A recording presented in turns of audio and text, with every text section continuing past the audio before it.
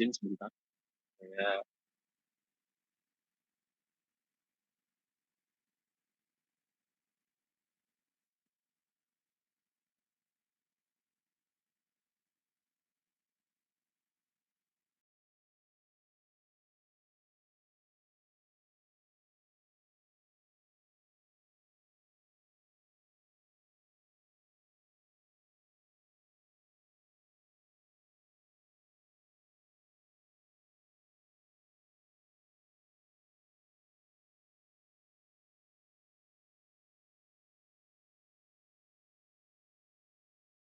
oke. Assalamualaikum warahmatullahi wabarakatuh. Halo, apakah suara saya terdengar? Terdengar lu. Halo. Oke, salam kenal. Mungkin di sini saya melihat ada beberapa calon sejawat ya. Apalagi mungkin ada yang saya kenal, ada yang mungkin wajahnya baru bagi saya. Yang saya izin perkenalkan diri dulu, saya dengan Dr. Yanar. Saya pengajar di Universitas Pajajaran, bagian dental material ya. Saya akan hari ini ada beberapa waktu untuk kita bisa mendiskusikan juga nanti ada beberapa soal dan nanti ada materi juga ya. Mungkin saya awali dengan penyampaian materi dan di akhir kita akan lebih mudah-mudahan bisa lebih banyak waktu untuk membahas soal ya. Namun memang saya sebut rekan-rekan ya, rekan-rekan sekalian mungkin mudah-mudahan sekiranya pada saat penyampaian materi ada yang tiba-tiba di tengah-tengah kurang begitu memahami, bisa langsung ini langsung unmute saja, langsung ditanyakan saja on the spot nggak apa-apa ya. Oke, jadi agar bisa dipahami dan ini memang kan material itu agak effort ya belajarnya. Mudah-mudahan saya coba nggak terlalu effort lagi adik-adik memahaminya ya. Saya Bismillahirrahmanirrahim. Saya akan mulai karena ini waktunya singkat sekali, sementara material itu lumayan cukup padat. Saya akan membuatnya singkat mungkin dan semudah mungkin ya. Oke, yang pertama kita dan belajar dulu bahan cetak ya. Jadi bahan cetak ini yang paling sering rekan-rekan adik-adik lakukan di klinik ya, pasti akan sampai saat ini walaupun bahan cetak sudah ada yang sifatnya scanner sekarang ya, sudah dengan adanya teknologi 3D print ya, sekarang sudah mulai shifting ke area 4.0 dengan menggunakan intraoral scanner ya.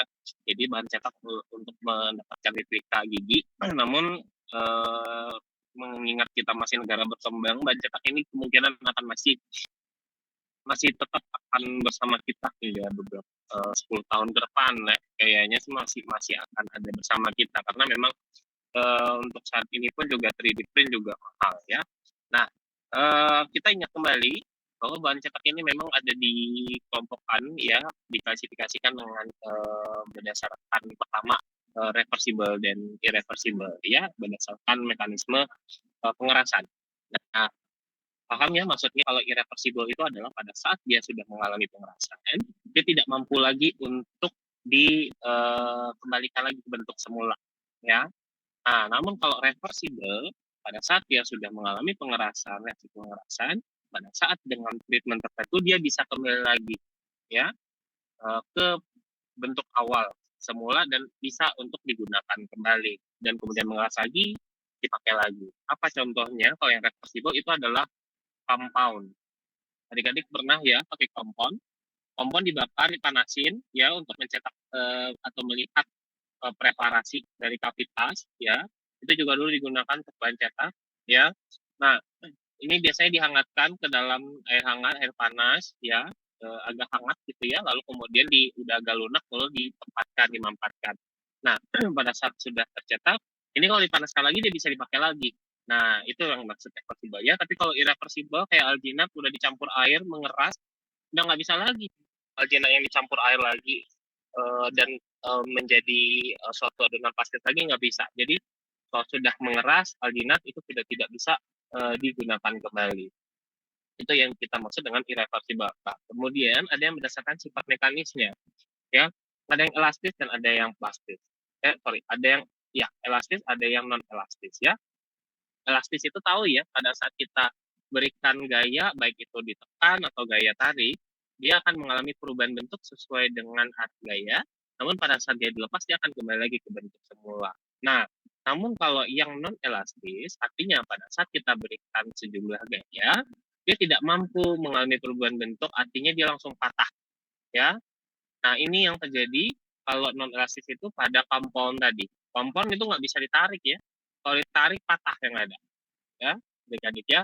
Nah, begitupun juga dulu salah satunya bahan cetak yang kita pakai adalah gips tipe 1. Ya, gips tipe 1 juga bisa digunakan dulu untuk mencetak, namun sifatnya juga kaku. Jadi tidak mengalami perubahan bentuk, pada saat diberi gaya dia akan langsung patah. Begitupun nah, berbeda dengan yang elastis.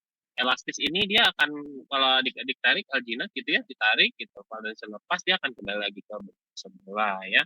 Gitu. Mudah-mudahan ini dari masih mudah ya. Nah, kita lihat aljinat yang merupakan bahan cetak yang paling sering banyak kita gunakan. Pertama kita tahu dulu sifatnya apa? Plastis. Ya, dia akan bisa mengikuti bentuk dari area atau rongga-rongga anatomi yang ingin kita cetak. Jadi eh, kemudian dia fleksibel.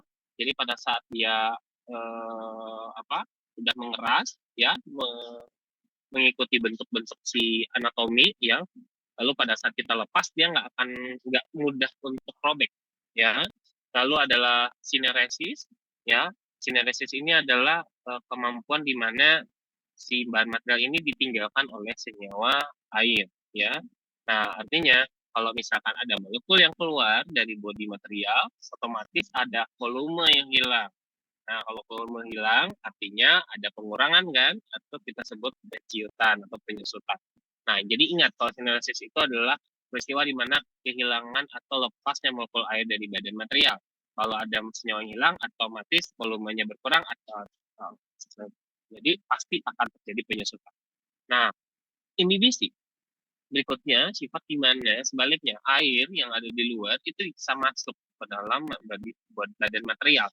Berarti ada volume yang masuk sehingga volume awal akan menjadi berkembang atau mengembang ya.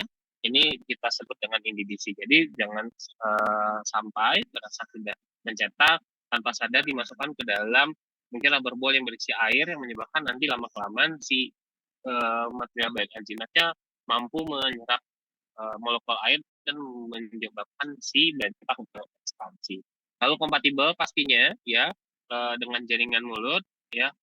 Lalu nah adik-adik paham pada saat kita mencetak itu amat mungkin ya ternyata kondisi pasien ini ada bersatu dua gigi yang kita miss, ternyata miss ada gingivitis dan memang normal ada bakteri ya di rongga mulut ya, adik-adik tahu sendiri. Nah, ini yang harus kita antisipasi karena bahan cetak ini akan kita terkadang adik-adik membuat gigi tiruan kan memang akan sering sekali menggunakan rekanan teknisi gigi ya untuk membuatkan protesanya. Nah, pada saat adik-adik meminta bantuan teknisi ya untuk melakukan pengecoran, jangan sampai terjadi infeksi silang ya dari infeksi dari si bahan cetak ke teknisi. Ya, ini harus diperhatikan. Jadi jangan sampai setelah dicetak itu tidak disinfeksi. Disinfeksi merupakan salah satu prosedur penting ya dengan menggunakan disinfektan. Apa saja yang kita pakai biasanya sodium hipoklorit ya, lalu macam-macam dua iodofor ya. Nah, bagaimana caranya? Biasanya kita semprotkan ya, disemprotkan lalu kita tutup dengan tisu, dibungkus 10 menit, lalu bilas, lalu bisa siap dikeringkan dan siap untuk dicor ya. Oke, kita lanjut ke bahan cetak berikutnya yaitu elastomer ya. Elastomer adalah bahan cetak eh, bahan cetak selanjutnya yang juga cukup sering kita pakai biasanya digunakan untuk melakukan cetakan pada jaringan yang keras ya. Kenapa? Karena butuh detail dan butuh ketahanan ya. Dan karena bahan keras jaringan keras ini berbeda dengan jaringan lunak di mana jaringan busi masih ada kompensasi jaringan itu untuk bisa mengalami stretching ya. Jadi ada sekitar 3 nili, dia kalaupun memang hasil cetakan kita menggunakan alginat ya, alginat itu tidak seakurat elastomer ya adik-adik ya. Jadi mungkin ada perubahan atau mungkin sedikit banyak ekspansi kurang lebih sekitar 1-2 sekian persen ya. Namun biasanya masih bisa dikompensasi dengan adanya kemampuan mukosa yang bisa di stretch atau dikompres ya. Kemampuan kompresif ini yang mengkompensasi si alginat. Nah, namun kalau jaringan keras tidak mungkin ya, jaringan keras itu sangat-sangat keras jadi tidak bisa di kayak gusi yang bisa di press sedikit untuk perubahan bentuk nggak bisa. Oleh karena itu kita butuh betul-betul bahan cetak yang tidak mampu yang ibarat kata ketahanan dimensinya lebih bagus ya. Nah, itu adalah elastomer. Elastomer ini berbeda dengan alginat yang water based, artinya sangat bisa dipengaruhi oleh molekul air ya. Tadi oleh karena itu tadi alginat sangat ada yang namanya sifat inhibisi dan sineresis, di mana ada kemungkinan molekul air keluar atau molekul air yang masuk yang akan menyebabkan adanya perubahan dimensi. Tapi kalau elastomer ini sifatnya tidak suka air ya, non water based. Jadi dia cenderung pasti akan jauh lebih stabil. Nah, namun elastomer sendiri ternyata banyak jenisnya ya. Di sini kita lihat ada polisulfid, polieter, ada silikon. Silikon itu ada dibagi-bagi kondensasi maupun adisi. Ini mungkin harus diingat ya. Jadi dari berdasarkan viskositas nanti disediaan di pasaran, adik-adik juga menemukan ada yang sediaan konsistensinya light body, ada medium body, heavy body maupun pati. Ya, ini ada yang encer, sedang, hingga yang kayak pati ya, udah tahu ya, itu gimana. Nah, kita lihat satu-satu. Awalnya sebetulnya yang paling dulu keluar itu adalah polisulfid ya. Jadi sebetulnya polisulfid ini adalah salah satu elastomer yang memiliki ketahanan robek yang tinggi, namun kekurangannya, nah ini harus diperhatikan plus minus dari setiap bahan cetak elastomer yang menjadi kata kunci ya. Polisulfid, satu, dia working time-nya lama sekali ya. Jadi kalau misalkan adik-adik mau cetak rongga kulit pasien itu biasanya belasan menit hingga 15 menit dan itu lama sekali, kasihan pasien ya. Kedua, bau yang tidak sedap ya. Jadi jadi bau dari sulfur yang keluar itu menyebabkan tidak nyaman bagi pasien dan biasanya akan si senyawa tadi ya itu bisa dari komponen polisulfid itu bisa menyebabkan kotor di baju ya. Jadi kan warnanya cepat tuh. Jadi kalau misalkan kena ke jas dokter itu akan bisa menyebabkan messy sekali itu staining ya. Jadi agak messy memang ya kalau polisulfid ini karena baunya dan working time yang lama. Jadi polisulfid ini mulai ditinggalkan ya. Jadi biar tidak pernah kita pakai lagi. Mungkin sebelum ke polieter, sebetulnya yang keluar duluan adalah silikon dulu ya.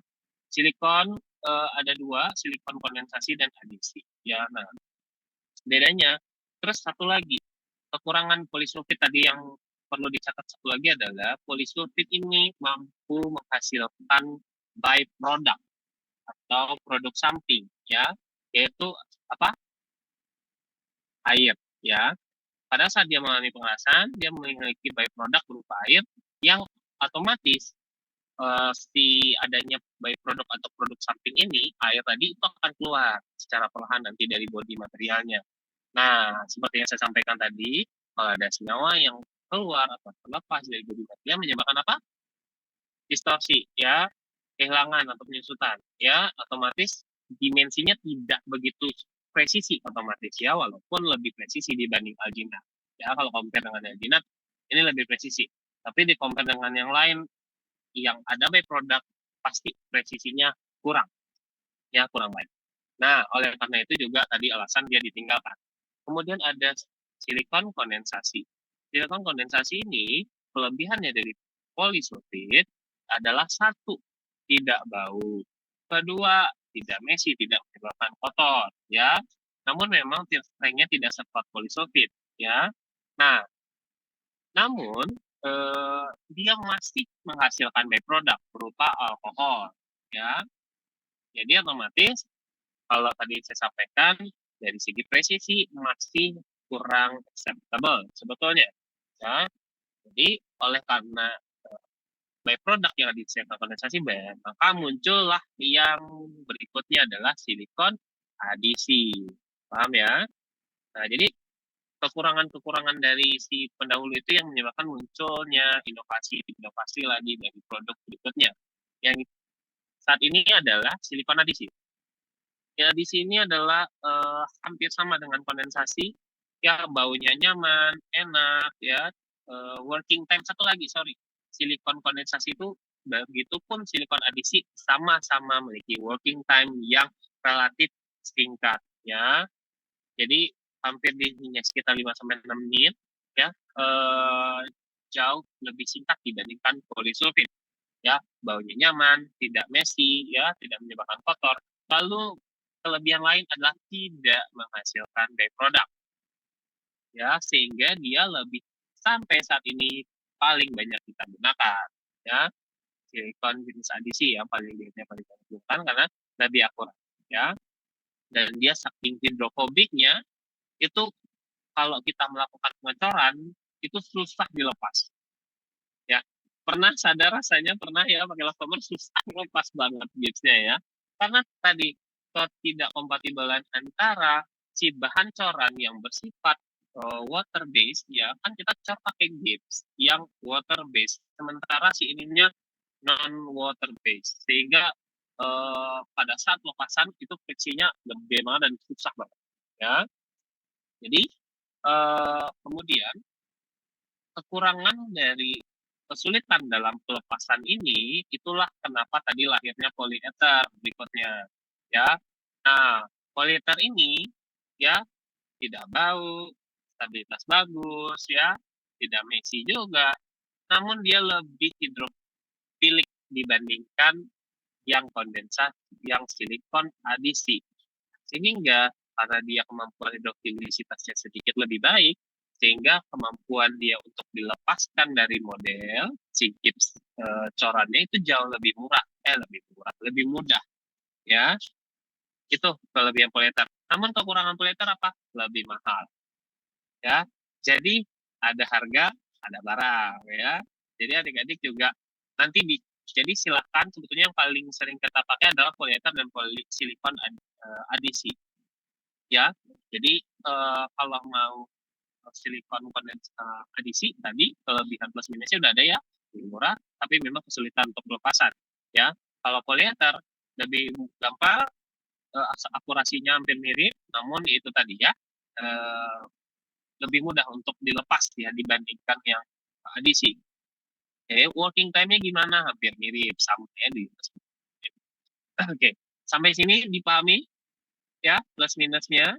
Oke, kita lanjut lagi ya. Lalu kita bicara ke gips. Nah, gips ini kita pakai ya, tujuannya biasanya hanya tiga. Kita untuk modal studi, modal kerja, dan untuk pembuatan podcast. Ya, tujuannya untuk mendapatkan replika ya sebetulnya intinya.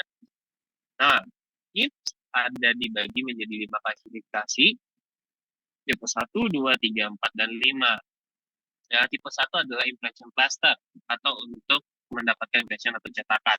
Namun hampir saat ini saya juga belum pernah pakai, waktu saya mahasiswa juga belum pernah gunakan, dan memang sudah tidak digunakan lagi ya.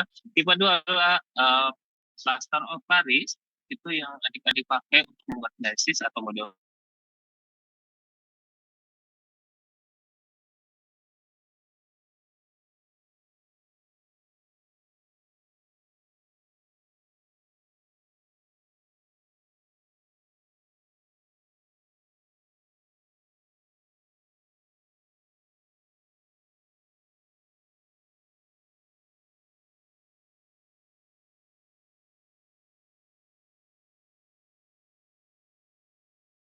Tipe 3 itu adalah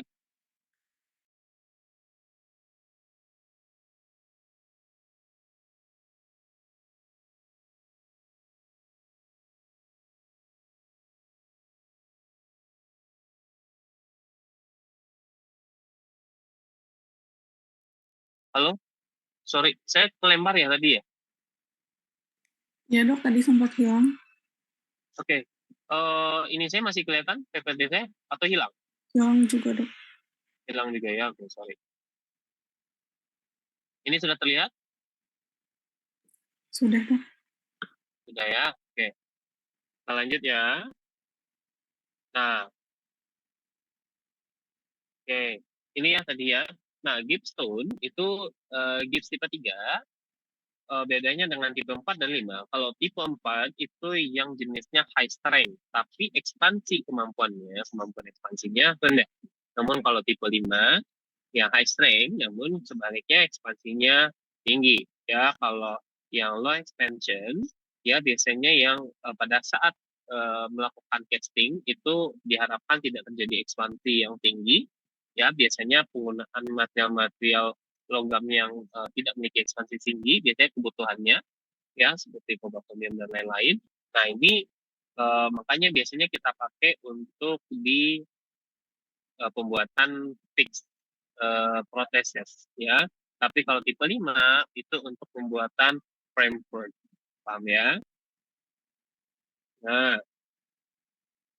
ini tipe 1 ya. Saya mungkin nggak akan karena udah hampir nggak pernah dipakai ya, jadi hanya sekelas saja. Sebenarnya tipe 1 dan tipe 2 berbeda dengan tipe 3, 4, dan 5 adalah dari bentuk kristal. Tipe 1 dan 2 sama-sama menggunakan jenis kristal beta hemihidrat, tapi saya rasa nggak akan keluar ya, karena biasanya kita ujian itu lebih bersifat klinis.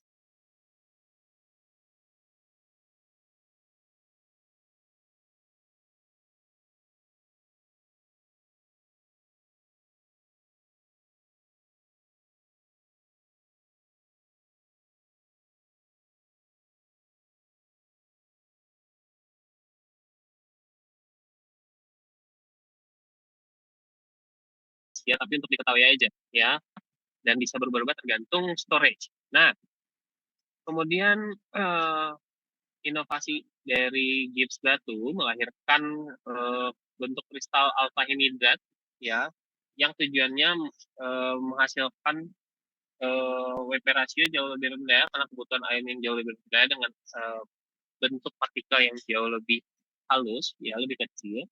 Nah, di sini dia jauh lebih kuat karena kebutuhan airnya jauh lebih sedikit ya.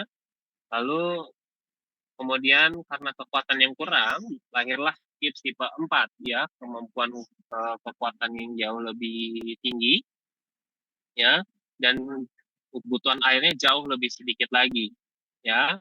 Jadi kemudian lahir lagi yang tipe 5 ya. Tipe 5 ini dia juga semakin sedikit namun dia memiliki kemampuan high expansion untuk frame denture kebutuhannya. Nah, lalu ada gauge pendam.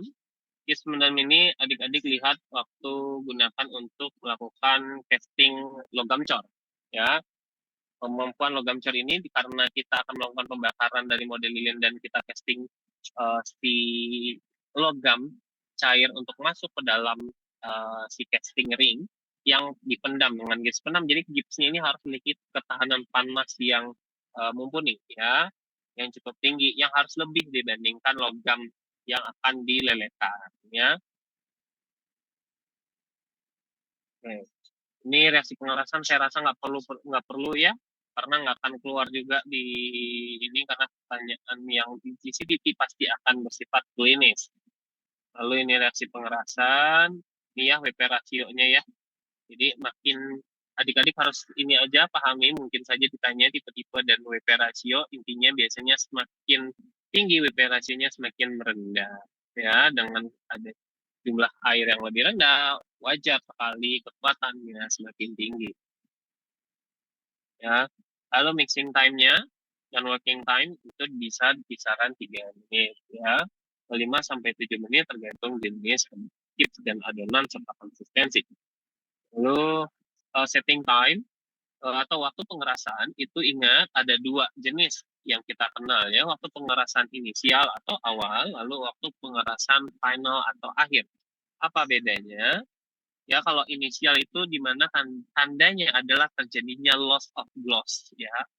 Artinya pengerasan itu sudah mulai terjadi dari permukaan, ya, di permukaan, di mana pengerasan ini akibat adanya reaksi pencampuran antara air dengan CaSO4, ya, yang tadinya menjadi anhidrat menjadi dihidrat, ya. Lalu lama-kelamaan si molekul air ini yang tadinya masih berpisah kemudian menyatu menjadi dihidrat, otomatis air yang tadi terlihat di atas menggenang karena sudah menyatu sehingga genangan air ini jadi hilang. Genangan air yang hilang menyebabkan permukaannya terlihat jadi dark, ya. Adik-adik pernah lihat ada material kalau ada genangan air terlihat sekilas mengkilap, ya, ya enggak?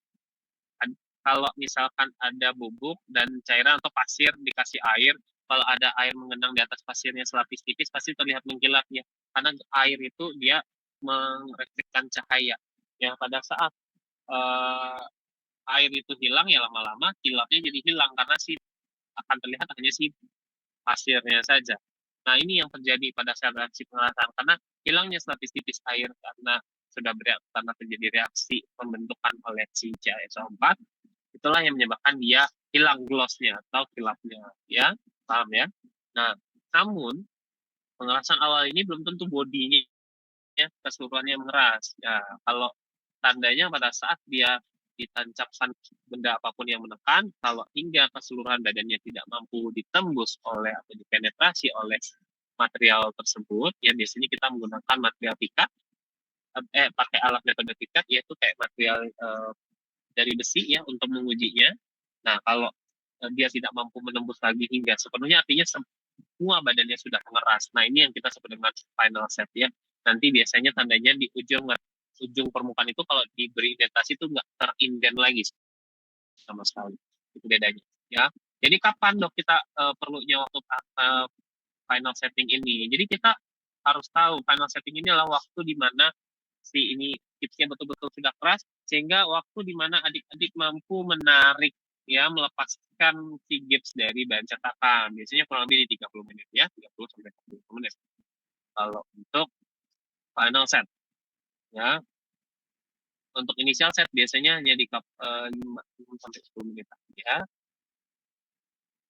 Biasanya 8 menit, 6 menit gitu, ya. Oke. Kalau untuk initial. Oke, kemudian kita lihat ke sifat-sifat gips dental. Kekuatan, ya, kekuatan gips dental ada kekuatan basah dan kekuatan kering. Ini saya rasa nggak perlu, kita lewat saja. Struktur kristal juga tidak terlalu ini, ya. Nah, mungkin ini sedikit, ya, yang merembet-rembet ke klinis, ya. Jadi waktu pengadukan tadi sudah, ya, penambahan bahan kimia, ya. Jadi biasanya gips yang adik-adik pakai itu ada penambahan selain CaSO4 ada akselerator dan retarder. Tujuannya akselerator atau retarder ini memanipulasi atau memodifikasi kecepatan atau eh, kecepatan atau lama waktu reaksi pengerasannya, ya. Sehingga kalau misalkan kita tambahkan akselerator, maka waktu pengerasan itu akan menjadi lebih cepat. Kalau retarder itu sebaliknya, ya. Retarder itu biasanya kita gunakan untuk menghambat terjadinya pengerasan yang terjadi secara otomatis, biasanya dalam storage, ya. Kalau misalkan kayak komposit itu kalau tidak ada retarder atau begitupun gips, ya, kalau misalkan dia sedikit kena moisture di atau senyawa-senyawa kelembaban air yang ada di ruangan, itu kan ruangan ini kan walaupun tidak terlihat tapi kan kelembaban itu sebetulnya adalah molekul-molekul air yang ada di ruangan, ya. Makanya terasa agak dingin, artinya kelembabannya tinggi, ya. Nah, karena molekul airnya ada. Nah, kalau misalkan nggak ditambah retarder, air yang ada yang ada di ruangan yang tidak terlihat mata, ini bisa gampang sekali memodifikasi CaSO4 yang terbuka dari wadah. Nah, ini akan jadi menyebabkan gampang sekali terjadinya pembentukan CaSO4 dihidrat tadi yang mengeras tadi. Jadi sehingga setting time-nya jadi akan jauh lebih cepat. Jadi modifikasinya yang tadinya kalau tanpa retarder itu malah jadi sebaliknya. Ya, jadi kalau retarder ini tujuannya agar tidak terjadi perubahan waktu setting pada saat pemakaian, ya. Jadi dia menghambat hujan. Nah, porositas kekerasan. Nah, sekarang kita cerita kekerasan sedikit. ya. Kekerasan ini berbeda dengan kekuatan. Kalau kekerasan ini adalah kemampuan atau kekuatan material di permukaan, ya. Kalau kekuatan atau strength kita bicara keseluruhan material, tapi kalau bicara kekerasan ya adalah kekuatan material di permukaan. Jadi kekuatan material tersebut menahan scratch, menahan adanya goresan atau goretan, ya. Nah, tapi kalau strength itu ketahanan dari seluruh material, ya. Lalu kita masuk ke resin akrilik, ya. Resin akrilik ini adik-adik gunakan untuk membuat protesa. Jenisnya ada yang heat cure dan ada self cure. Warnanya enak, ya, dia sewarna dengan busi, ya. Lalu mudah dipoles, lumayan cukup nyaman juga pakai karena ringan dibandingkan yang logam serta murah. Inilah kenapa dia hingga saat ini banyak digemari, ya. Namun ada beberapa kerugiannya juga. Yang mudah tergores, ya, karena memang kekerasannya tidak begitu tinggi. Lalu kemudian kerugiannya juga dia tidak mampu menghantarkan panas. Ini sifat mekanisme mode ini balik, ya, harusnya ke atas, ya, di bagian keunggulan. Kerugiannya di nomor 2 ke bawah, ya. Dia tidak menghantarkan panas. Kenapa ini disebut kerugian? Karena kalau misalkan kita bikin gigi tiruan rang atas, kalau misalkan pasien meminum air panas, itu sensasi panas dari makanan atau minuman itu tidak dihantarkan ke mukosa, sehingga biasanya pasien tidak sadar dan langsung masuk ke tenggorokan. Artinya mukosa di tenggorokan yang lebih tipis itu biasanya jadi mendapat damage yang jauh lebih banyak, ya. Jadi kasihan pasiennya. Tapi kalau kita pakai logam, itu panas tadi dihantarkan oleh logam ke mukosa sehingga pasien sadar untuk tidak langsung menenggak dalam jumlah banyak si air panas tersebut. Itu fungsinya, ya. Jadi kalau misalkan kemampuan konduktornya ini jadinya merugikan sebetulnya. Nah, lalu mampu menimbulkan respon alergi, ya, bagi beberapa pasien yang tidak kompatibel dengan jenis resin berbasis metakrilat.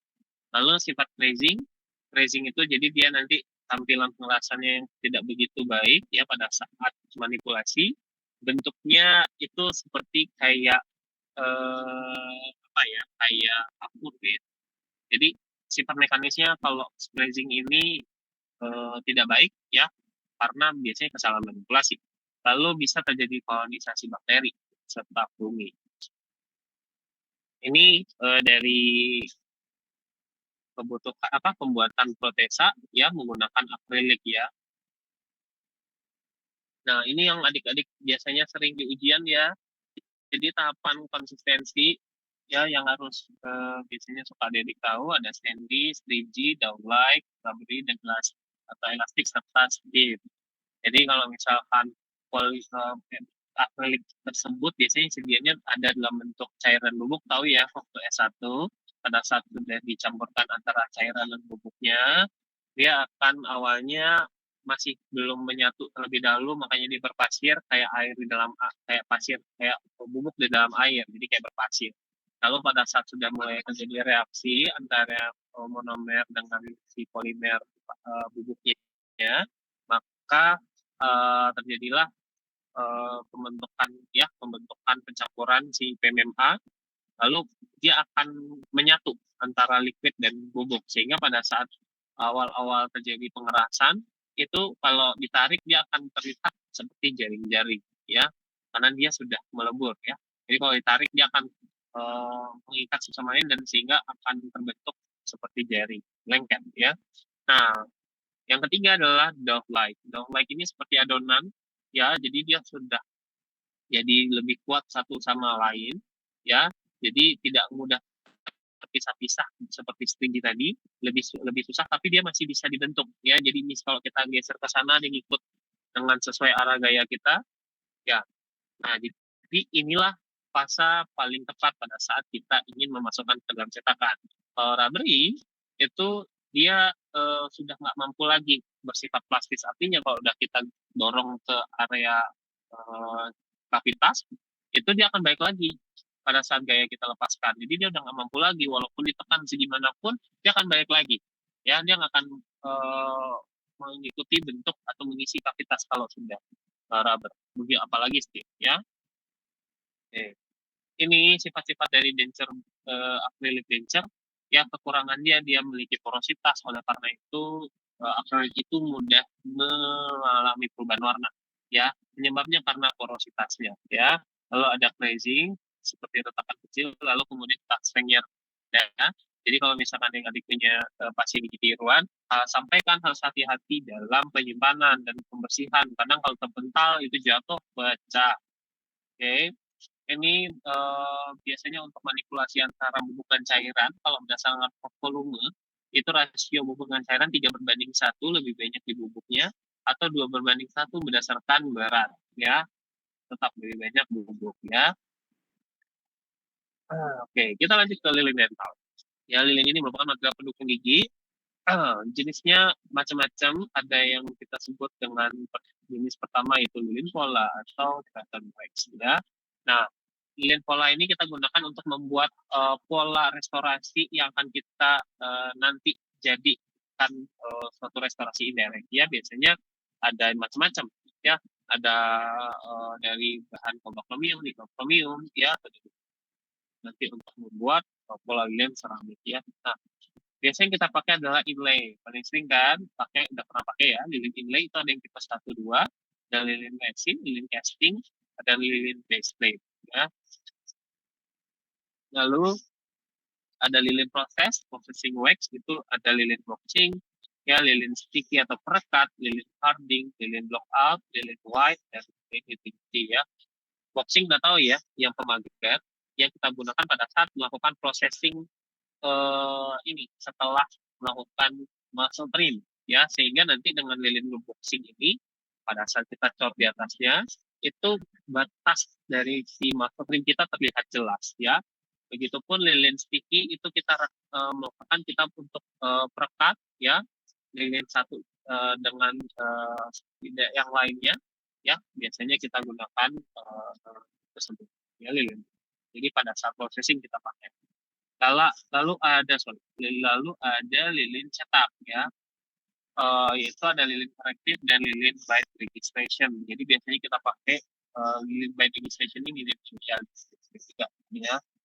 Sebenarnya kita gunakan untuk pada saat kita akan mendapatkan keran gigitan yang kita gunakan untuk si model kerja atau model studi kita agar mencatat oklusi dari si pasien, ya. Oke, ini macam-macam lilin, ya, lilin inlay ada 2 tipe, ada tipe 1 dan tipe 2. Tipe 1 kita gunakan untuk metode direct, jadi langsung di mulut pasien. Namun kalau tipe 2, lilin yang indirect, itu yang kita pakai di luar dari mulut pasien, ya. Nah, eh, untuk tipe 1 itu otomatis karena kita gunakan di mulut pasien, jadi si suhu pelunakannya itu biasanya relatif rendah. Karena kalau tinggi suhu pelunakannya, otomatis nanti akan bisa mengganggu vitalitas gigi, ya, sehingga kalau misalkan dia tinggi otomatis dia harus butuh suhu lebih tinggi untuk memprosesnya. Nah, suhu tadi akan deliver ke pulpa, ya, ke gigi pasien. Nah, ini akan menyebabkan bisa jadinya sensitif, bahkan bisa non vital giginya, ya. Nah, suhu tipe 2 ini dia bisa eh, dengan suhu apa suhunya lebih rendah, ya. Dia bisa mengeras di suhu kamar, ya. Jadi dia eh, pada saat kita processing suhunya, jadi pada saat sorry, eh, oke, suhu pelunakannya itu dia biasanya agak kalau saya agak tinggi ya nih, sorry ini saya kayak salah salah tulis ya, agak tinggi sehingga panasnya nanti kalau misalkan karena dia di indirect atau di luar mulut, sehingga dia tidak masalah, tidak mengganggu dari si gigi pasien, ya. Nah, ini yang biasanya kita pakai, lebih sering pakai dengan tipe 2 ini kita mengukir di model. Ini jenisnya lilin inlay, ya. Ada yang warna-warni, ya. Nah, ini yang kita gunakan secara indirect, ya. Kalau lilin base plate, lilin base plate ini ada 3 kategori, ada lunak, sedang, dan keras, ya. Yang soft, medium, dan keras, ya. Tipe ini dikeluarkan oleh produsen biasanya mengingat kebutuhan di setiap negara itu berbeda. Ya, untuk negara tropis biasanya kita lebih banyak menggunakan tipe 3 ya, karena ini perbedaan suhu ini akan mempengaruhi dari si ketiga tipe lilin tersebut ya. Jadi kalau misalkan eh, tipe yang lunak itu dia akan lebih mudah apa eh, flow-nya lebih pada saat adanya suhu yang cukup tinggi, dia akan lebih mudah untuk mengalami perubahan bentuk. Kalau keras, dia butuh suhu yang lebih tinggi untuk mengalami perubahan bentuk ya. Ini lilin baseplate adik-adik sudah pernah pakai ya. Ini lilin perekat. Biasanya lilin perekat ini termasuk lilin korektif. Kalau misalkan ada gigi-gigi tiran yang patah, biasanya kita reparasi penyambungan gigi satu dengan yang lainnya menggunakan gigi lilin perekat ya. Oke, kita lanjut ke komposit ya. Komposit kedokteran gigi ini bahan tambal yang termasuk banyak kita pakai. Komposit itu terdiri dari 3 komponen utama ya. Ini yang harus diingat, ada filler, ada matrix, dan coupling agent ya. Ketiga ini adalah komponen utama dari penyusunan komposit. Komposit ada macam-macam ya berdasarkan ukuran dari filler ya. Jadi kategorinya berdasarkan ukuran filler. Ukuran filler yang besar kita sebutnya makro hybrid ya. Karena makro hybrid ini ukuran partikelnya besar sehingga kalau dipoles biasanya kurang baik, kurang halus hasilnya ya. Makanya ukuran partikel ini makin ke sini makin kecil karena mendapatkan hasil poles yang halus ya. Ya, makanya muncul ada micro hybrid ya. Namun kekuatannya masih lebih bagus makro ya. Nah, namun kehalusannya lebih baik mikro ya. Nah, hal ini dikarenakan kebutuhan untuk estetika terutama gigi-gigi depan ya.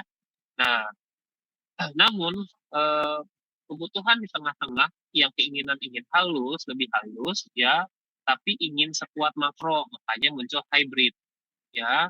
Hybrid ini adalah campuran dua atau lebih jenis dari ukuran partikel filler.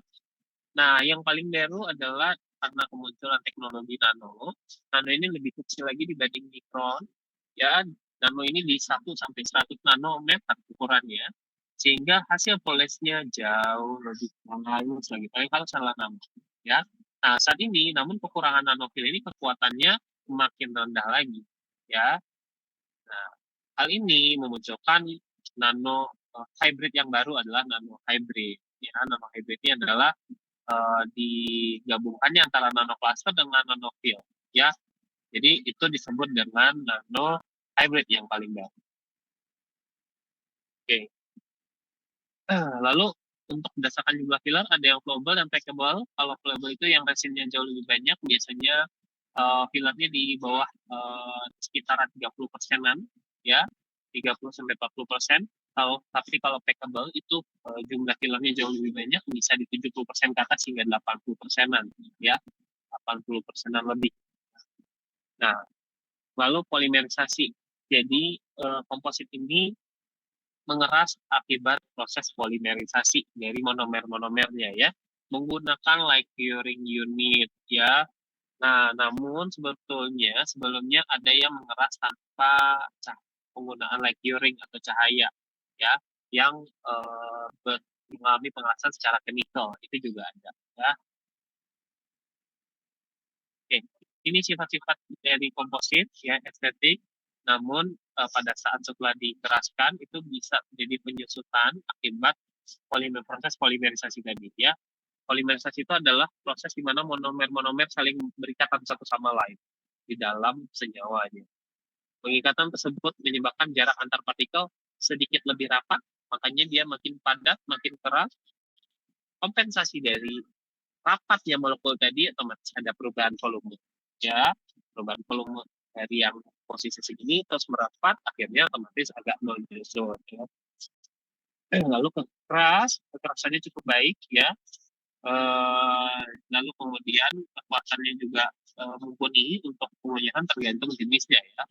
Kalau makro itu jauh lebih kuat sehingga biasanya dikasihnya untuk posterior, tapi kalau misalkan anterior yang di mana gaya bebannya tidak terlalu besar, biasanya lebih banyak dipilih yang kebutuhan yang lebih estetik. Namun harus hati-hati jenisnya, kita harus memilih komposit terbaik sesuai dengan indikasi. Kalau misalkan gigi depan pasiennya itu misal gigi belakangnya habis, dia menggunakan gigi depan untuk mengunyah, ini otomatis ya kalau pakai yang nanofil yang halus banget, tapi kalau dia punya di depan ya gampang hancur ya, gampang halus, gampang habis. Sorry.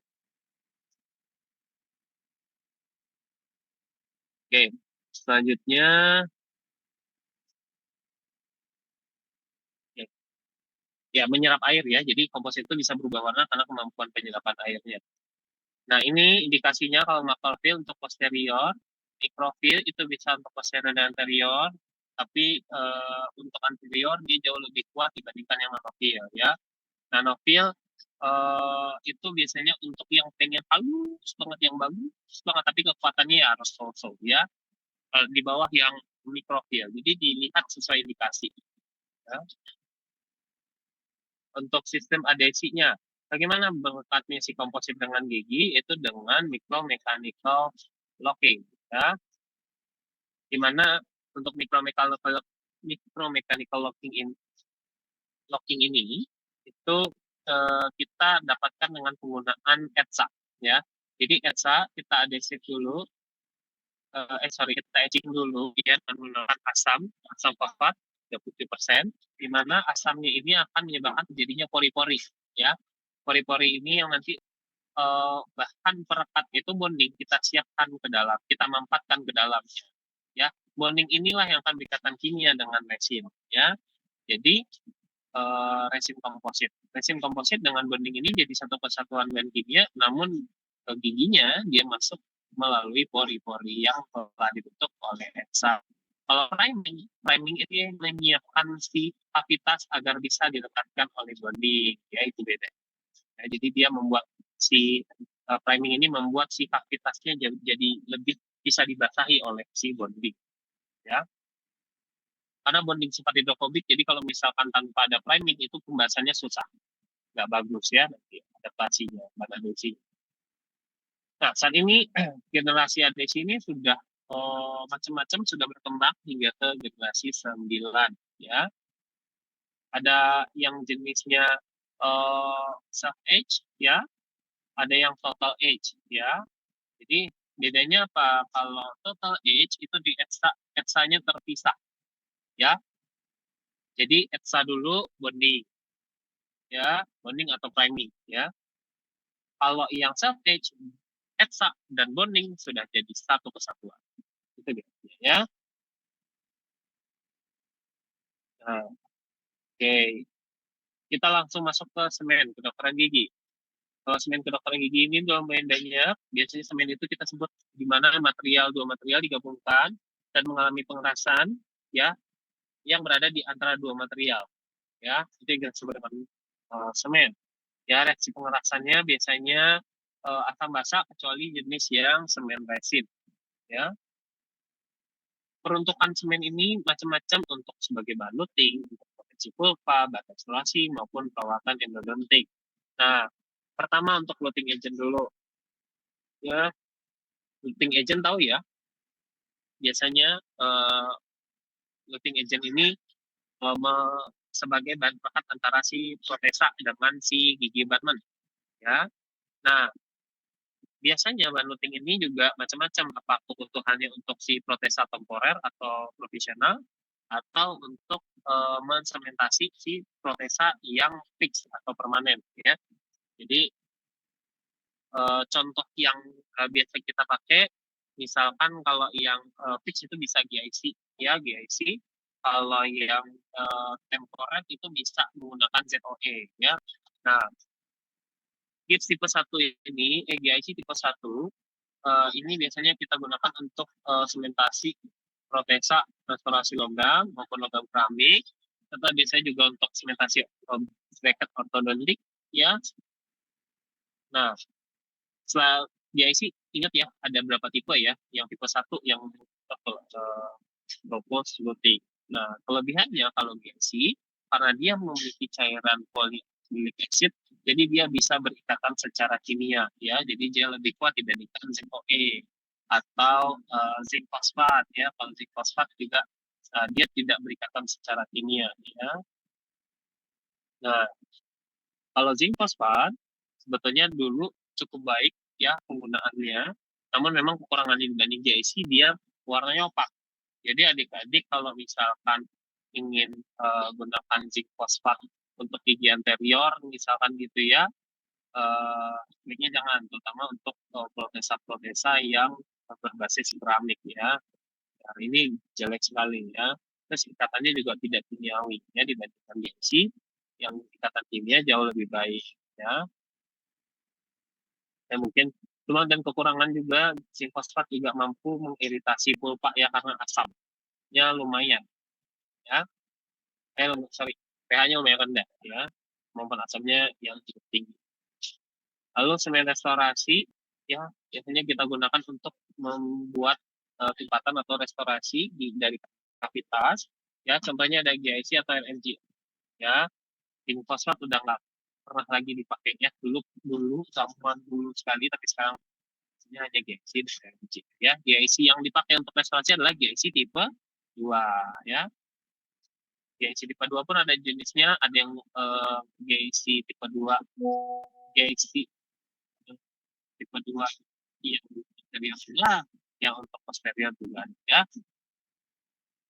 Ya ini saya lanjut aja. Nah, RMGI adalah modifikasi dari GIC ya, di mana kita tambahkan resin ke dalamnya.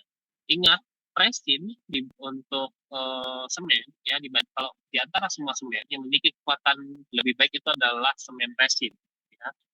Semen resin ini juga berkembang di tahun 90-an. Nah, kemampuan semen resin yang lebih baik memunculkan ide modifikasi resin dengan GIC. Ya, tujuannya untuk meningkatkan kekuatan dari GIC. Ya, jadi di sini reaksinya selain asam basa, pengerasannya juga diikuti reaksi polimerisasi. Ya, nah jadi biasanya LNG ini kita gunakan untuk penggunaan-penggunaan sementasi yang membutuhkan kekuatan atau daya tahan yang lebih baik ya, dan dia juga namun memang kemampuan pelepasan klorinnya jauh lebih kecil ya. Oke, ini sebetulnya banyak sekali, masih banyak lagi sebetulnya bahan-bahannya, cuma mungkin saya cukupkan saja karena mengingat udah jam 12. Saya tadinya kita sampai setengah satu, betul? Betul ya. Jadi kita setengah jam untuk melakukan ini uh, uh, bahas soal ya. Kita bahas soal. Oke. Saya mungkin ingin kalau untuk bahas soal adik-adik yang ini ya, yang menambah ya.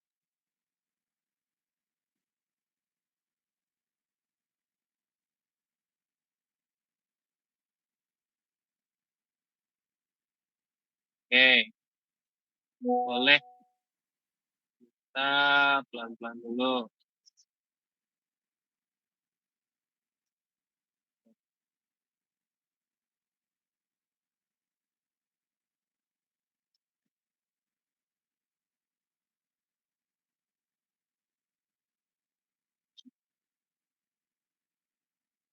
Oke. Boleh kita mulai dari Firsa, boleh dibaca soalnya dan dijawab. Kira-kira jawabannya apa? Kelihatan nggak? Kelihatan dok, tapi di saya masih gerak-gerak gitu. Kalau sekarang masih gerak? Masih dok. Yang lain juga sama bergerak? Sama dok, gerak juga. Nah, ini udah diam dok. Gerak lagi dok. Oke, sebentar.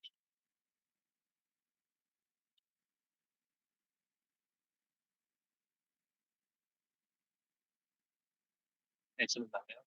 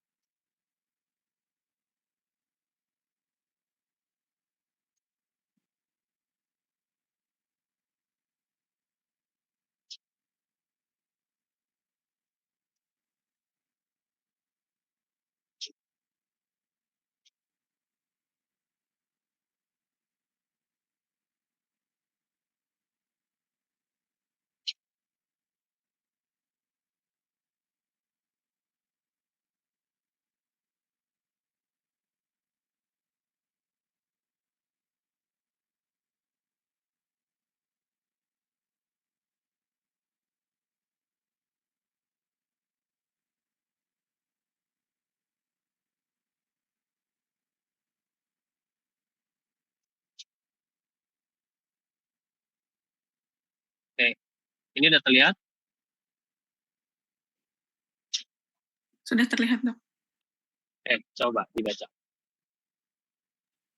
Seorang perempuan berusia 50 tahun datang bersama anaknya ke dokter gigi dengan keluhan ingin memperbaiki gigi tiruannya yang patah. Setelah dianamnesa, wanita tersebut menolak untuk membuat gigi tiruan yang baru. Pemeriksaan intraoral ditemukan protesa patah pada midline palatal. Dokter gigi menggunakan wax untuk menyambung sementara protesa tersebut. Apakah jenis wax yang digunakan pada kasus tersebut? Jawabannya sticky wax, Dok, yang C.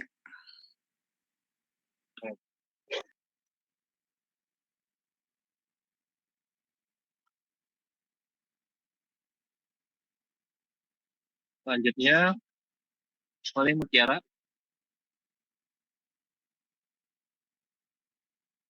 Mutiara Nur Fauzia. Seorang perempuan berusia 25 tahun datang ke RSGM ingin menambah gigi depan atas yang patah karena jatuh dari motor saat berangkat kerja. Pasien malu dan merasa kurang percaya diri dan ingin giginya kembali seperti semula.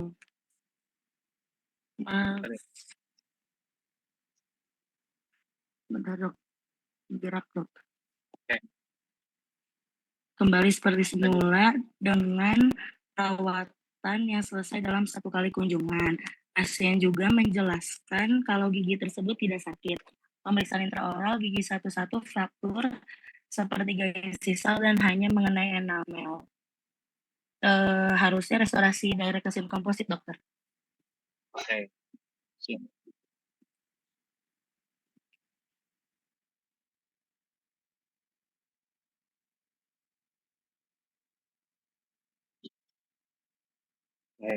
Kenapa resin komposit, Mutiara? Kenapa nggak veneer? Karena pertama yang dia ini ya dokter, kalau dia kan bilang seperti garis sisal dan hanya mengenai email. Kalau jaket kenapa nggak crown, nggak di crown? Karena kalau crown harusnya sudah melibatkan lebih luas lagi, bukan dok? Sebenarnya bisa-bisa aja. Cuma ini kata kuncinya yang selesai dalam satu kali kunjungan. Crown bisa nggak satu kunjungan? Veneer nggak. Crown tidak. Gacy juga bisa satu kali kunjungan. Ya. Iya. RMJI juga bisa satu kali kunjungan. Tapi dia ada juga antagonisnya. Jadi lebih kuat di resin komposit, dokter. Karena dia mencapai di sepertiga sisal frakturnya. Ya, jadi pertama memang dia lebih kuat. Kedua, ya, untuk kekuatan resin lebih kuat seperti yang saya sampaikan, itu betul. Kedua, untuk dari segi estetika resin lebih baik, ya, karena ini adalah gigi anterior. Kalau komparasi estetika resin paling baik di compare dengan gigi ya, itu kata kunci, ya. Oke, selanjutnya. Oke, boleh Putri Widya di monitor saya. Ingin baca soal dok. Seorang perempuan berusia 30 tahun datang ke dokter gigi dengan keluhan ingin memperbaiki gigi depannya yang hitam. Pemeriksaan intraoral gigi 1-1 nekrosis pulpa. Dokter gigi melakukan perawatan saluran akar pada gigi tersebut dengan restorasi mahkota sementara resin akrilik. Apakah semen sementara yang merupakan kontraindikasi dari kasus tersebut? Menurut saya semen ionomer kaca, dok, karena semen GIC tipe 1 luting itu semen definitif. 30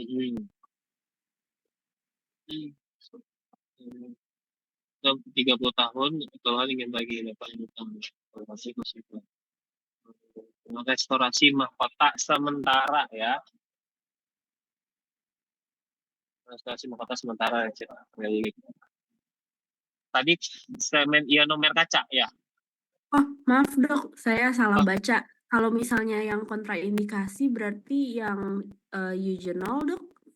Kalau yang eugenol, kalau nggak salah kalau ketemu sama akrilik dia bisa ada reaksi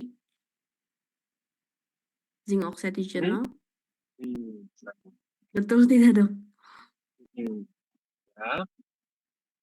Jadi kenapa bereaksi menyebabkan terjadinya penghambatan polimerisasi polimerisasi. Terus polimerisasinya akan terhambat. Oke. Siapa kayak sih?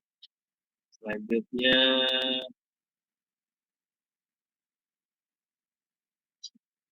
oleh Wilda. Ini kelihatan. Oh, Izin dokter, seorang laki-laki berusia 62 tahun datang ke dokter gigi dengan keluhan sulit mengunyah karena giginya banyak yang sudah dicabut sehingga ingin dibuatkan gigi tiruan. Pemeriksaan intraoral gigi 16, 15, 24, 25, 26, 36, 37 hilang. Dokter gigi melakukan pencetakan untuk model kerja menggunakan material cetak sintetik berbasis polimer yang tidak menghasilkan produk sampingan. Apakah material yang digunakan pada kasus tersebut?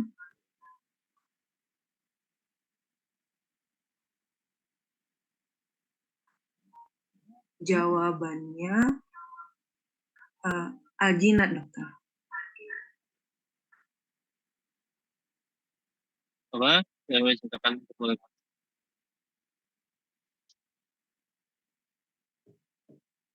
Berbasis keluhan mengunyah kali gini ya.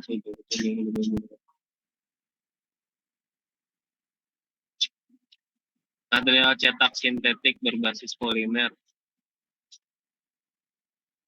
yang tidak menghasilkan produk.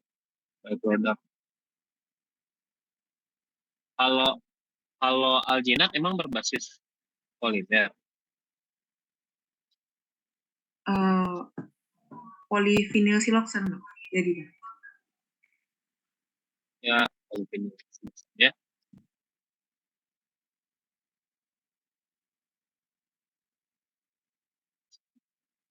Oke, selanjutnya Almira. Seorang laki-laki berusia 62 tahun datang ke dokter gigi dengan keluhan sulit mengunyah karena giginya banyak yang sudah dicabut, sehingga ia ingin dibuatkan gigi tiruan. Untuk pemeriksaan intraoral gigi 17, 15, 24, 25, 26, 27, 37, 36, 35, 44, 45, 46, 47 hilang. Dokter gigi melakukan pencetakan untuk pembuatan model studi menggunakan alginat dan pencetakan untuk model kerja menggunakan polivinil siloxane. Apakah kesamaan antara kedua material cetak yang digunakan?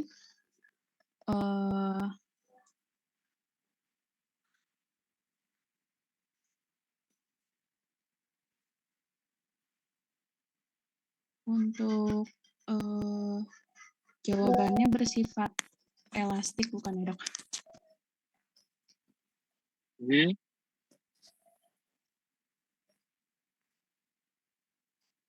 Plastik, benar. Kim?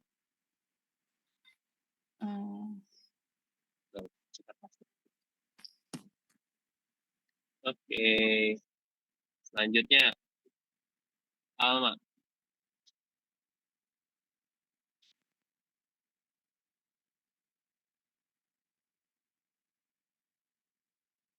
Punten, dok, izin membaca. Seorang perempuan berusia 19 tahun datang ke klinik gigi dengan keluhan behalnya lepas setelah menggigit kerupuk yang keras. Pemeriksaan klinis gigi 12, 12, bracket ortodontik lepas dan terdapat sisa semen di permukaan gigi.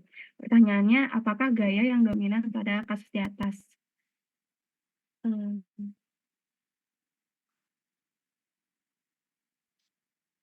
Mungkin kompresif force, dok? Hah? Kompresif. Oke, 19 tahun.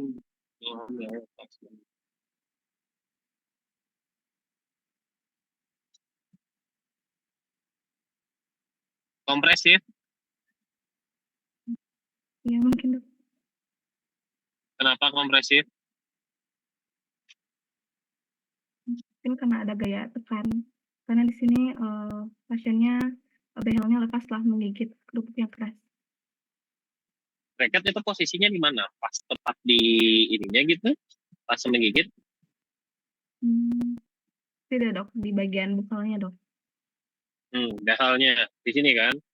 Nah, Ya, dia kalau kompresif itu gayanya itu dia menyebabkan gayanya itu ke antara penahan dengan beban gayanya itu saling satu arah ya, ke arah pusat kayak gini. Jadi kalau kita misalkan ini ada beban dasar lantai di bawah, ini materialnya yang tekan ke sini, nah itu gaya tekan.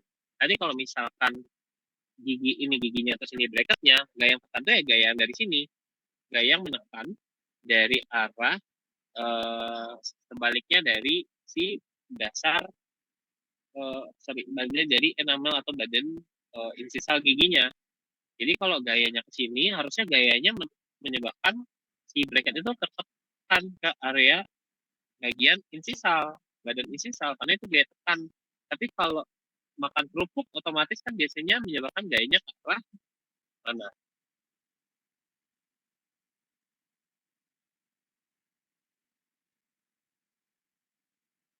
Yo, mungkin gitu gaya kompresif. Karena kalau gaya kompresif itu gayanya harusnya gayanya eh, mengarah ke permukaan dasar dari si semennya. Gaya shear force harusnya. Kenapa? Karena kan pada saat kita mengunyah, ada gaya yang mendorong ke atas kan, dia akan lepas karena ada dorongan, ya. Sementara si permukaan gigi akan menahan gaya dorong yang ke area atas. Kebayang? Kebayang dok. Terima kasih dok. Nah, ini kan gigi, ini bracket, gaya dorong ke atas itu ditahan oleh gigi, sehingga ada gaya reaksi ke bawah, ada gaya reaksi ke atas, gaya aksi ke atas. Gaya yang dua arah berbeda kayak gini kita sebut dengan gaya geser. Ya. Gaya geser itu gaya dia saling berlawanan tapi berbeda arah. Tapi kalau dia satu arah tapi gayanya berlawanan kayak gini itu gaya tarik. Ya. Oke, ada yang punya soal mau dibahas di sini? Atau ada yang ingin menanyakan soal dari CBT?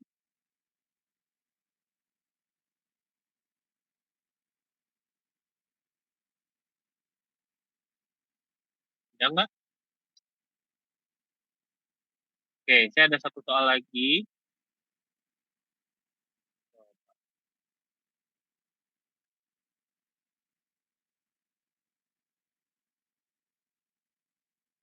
Ini agak susah sih. Soalnya agak susah, challenging banget. Kelihatan nggak soalnya? Coba, Chandra, Ramanda.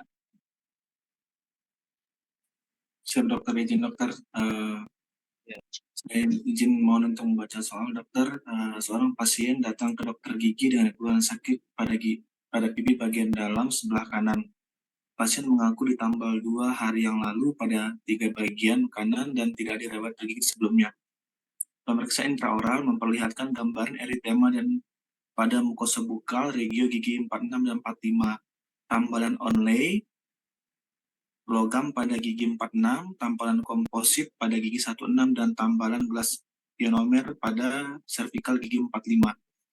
Dokter gigi mengusulkan untuk dilakukan pemeriksaan alergi pada pasien. Manakah jenis tes yang sesuai pada kasus tersebut?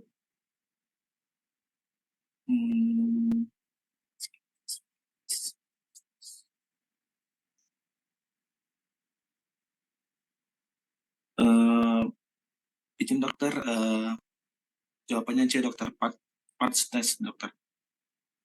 Ya, untuk mengetahui reaksi alergi, kita bisa menggunakan teks. Ini adalah kolaborasi antara biologi dengan material ya. Baik dokter, terima kasih dok. Dokter, mohon izin dok. Boleh. Saya masih bingung apa yang membedakan seperti tensile force, flexural force, shear force, sama transversal force. Masih bingung. Masih bingung ya? Oke, kita bahas ya sedikit.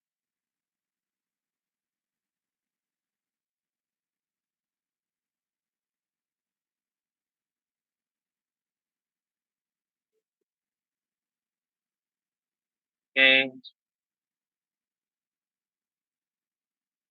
ini terlihat.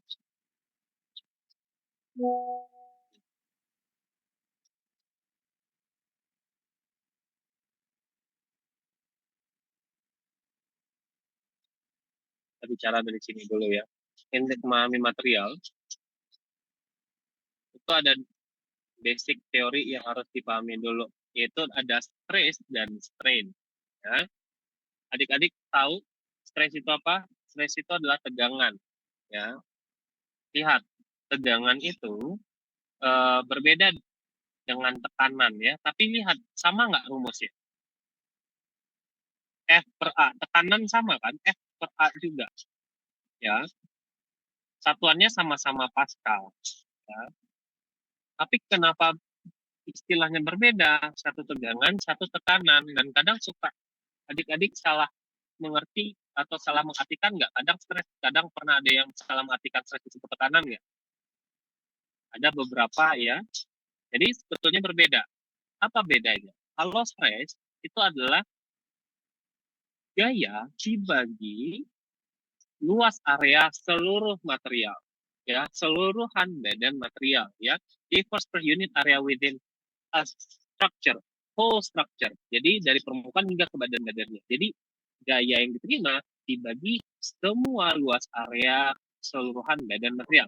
Tapi kalau pressure, kalau tekanan itu hanya gaya dibagi luas permukaan di luas di hanya area permukaan saja. Ya, jadi kalau tekanan itu di permukaan, kalau stres itu tegangan yang disebar dan dibagi ke seluruh badan material. Bisa dipahami ya? Nah, kemudian dari stres ini, kalau akibat stres itu kan muncul karena ada gaya ya. Jadi kalau nggak ada gaya ya nggak ada stres. Betul ya? Jadi komponennya stres itu adalah harus ada gaya ya, gaya dibagi luas penampang dari material. Nah, gaya ini yang macam-macam ya, makanya stres juga macam-macam. Ada apa aja gayanya? Nah, ini yang tadi ditanyakan sama Putri ya. Ini dia. Gaya itu ada gaya tarik. Gaya tarik di mana gaya yang berlawanan arah masih dalam satu garis lurus. Ya, satu ke atas, satu ke bawah, namun masih di garis yang sama. Tapi kalau kompresif itu gaya yang juga sama-sama di garis yang sama, namun arahnya ke pusat, ya, ke center, ya. Jadi kalau yang satu menjauh, yang satu mendekat, dia sama-sama berlawanan arah juga sih, sorry. Yang tensal itu dia berlawanan arah tapi saling menjauh dan satu garis lurus. Kalau kompresif, satu garis lurus, sama juga berlawanan arah, tapi mendekat gayanya. Ya. Kemudian apa beda dengan shear? Shear itu jadi dia berlawan arah juga sama, satu ke kanan, satu ke kiri. Jadi ini tahanan sama ya. Terus yang stress itu kelihatan lebih jelasnya ini. Nah ini. Nah, ya. Sama.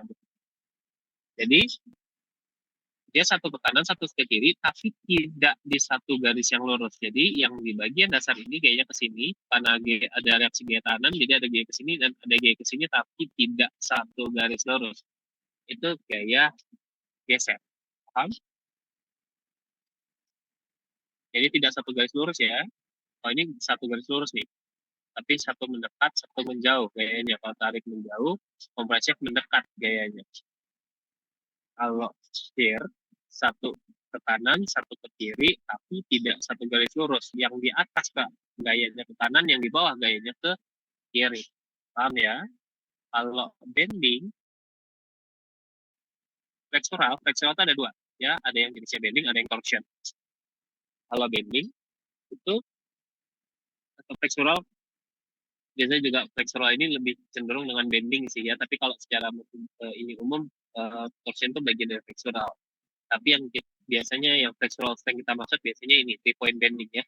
Artinya ada gaya satu di sisi kanan, satu di sisi kiri, ada yang di tengah. Jadi ada gaya yang menekan di dua sisi ujung-ujung dan di tengah ada arah gaya yang berlawanan arah. Itu kita sebutnya gaya flexural atau 3-point bending. Kalau torsion itu gaya lintir yang berlawanan arah dari arah yang dari posisi yang berbeda, tidak satu garis ya. Yang atas misalkan kelintir ke kanan, yang bawah kelintir ke kiri, itu torsion. Sampai sini paham, Putri? Iya, Dok. Terima kasih, Dok. Cukup jelas? Yang lain jelas? Jelas, Dok. Jelas ya. Nah, ini. Jadi kalau gaya itu pada saat dikenakan gaya ada perubahan-perubahan yang terjadi pada material tersebut. Karena tadi misalkan gaya kompresif itu dua arah gaya yang saling mendekat menyebabkan terjadinya perubahan bentuk ukuran partikel menjadi lebih kecil untuk material. Tapi kalau gaya tarik terjadi perubahan bentuk semakin elongate atau makin panjang. Perubahan dari ukuran material awal dan perubahan akhir akibat adanya gaya, inilah perubahan bentuk ini yang kita sebut dengan strain. Nah, jadi strain itu adalah perubahan bentuk akibat dikenakannya gaya pada material. Ya, jadi awalnya panjang mula-mulanya segini, sekarang panjang akhir akibat dikenakan gaya jadinya ada yang lebih besar. Kalau gaya tarik ada yang jadi lebih kecil akibat gaya kompresif. Nah, jadi delta L dibagi L, ya, perubahan dimensi dibagi dimensi awal itu disebut dengan strain. Nah, ini kayak nggak ditanyakan ya, ini udah deh. Oke, mau satu soal lagi atau ada yang mau menanyakan soal yang mungkin dibahas masih belum terjawab? Ada? Boleh, Dok, satu soal lagi. Ada yang ingin bertanya? Atau mau satu soal lagi?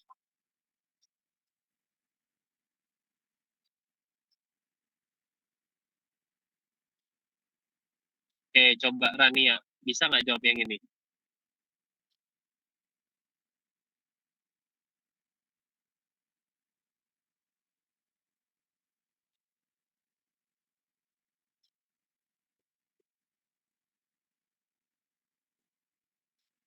Halo, Rania Putri.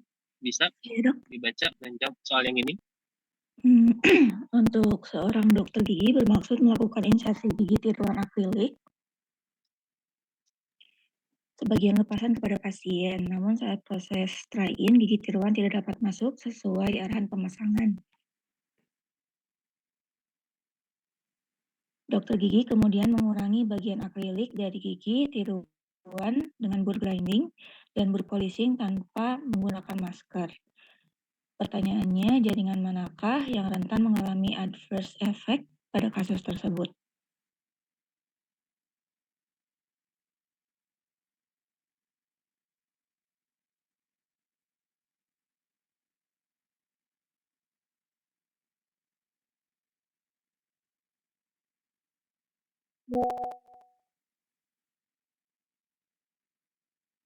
Apa yuk?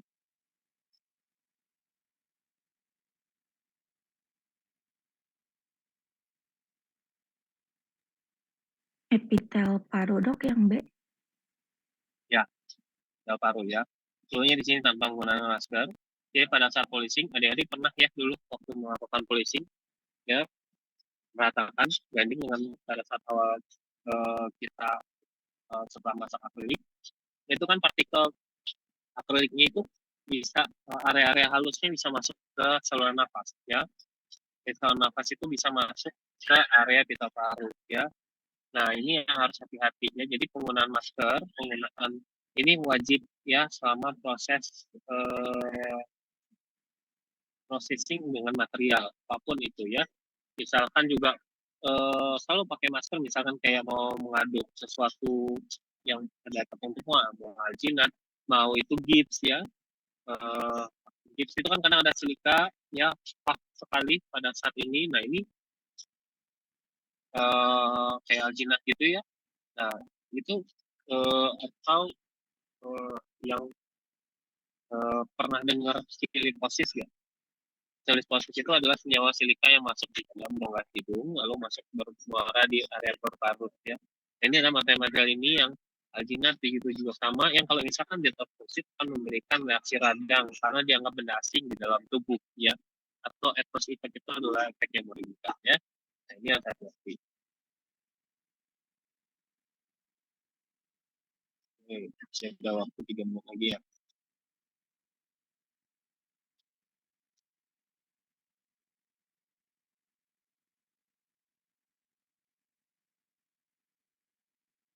Oke, selanjutnya yang mau jawab Tommy, silakan Tommy.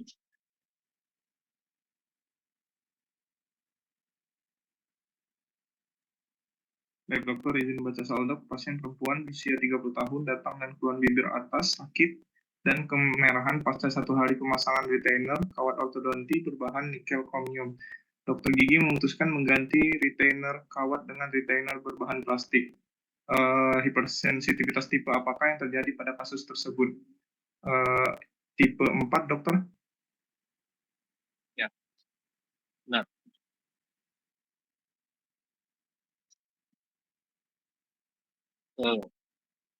ada.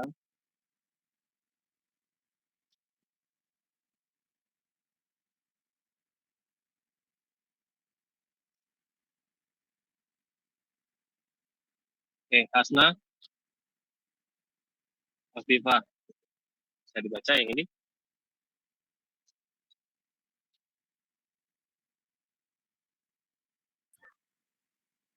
Izin dokter, dokter gigi bermaksud mengaplikasikan zinc oxide regional sebagai liner pada dasar kavitas gigi pasien, namun secara tidak sengaja stopper semen yang berlumur ZOE mengenai bibir pasien. Beberapa saat kemudian, bibir terlihat kemerahan dan pasien merasa kesakitan. Dokter gigi memutuskan untuk mengoleskan obat kortikosteroid topikal pada bibir pasien. Sel inflamasi manakah yang dominan pada kasus tersebut?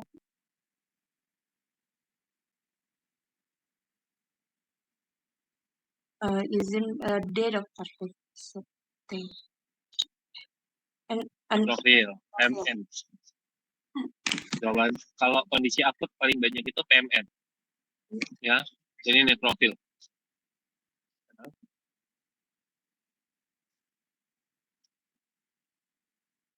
Ini soal-soal yang ini udah pas jamnya, udah selesai.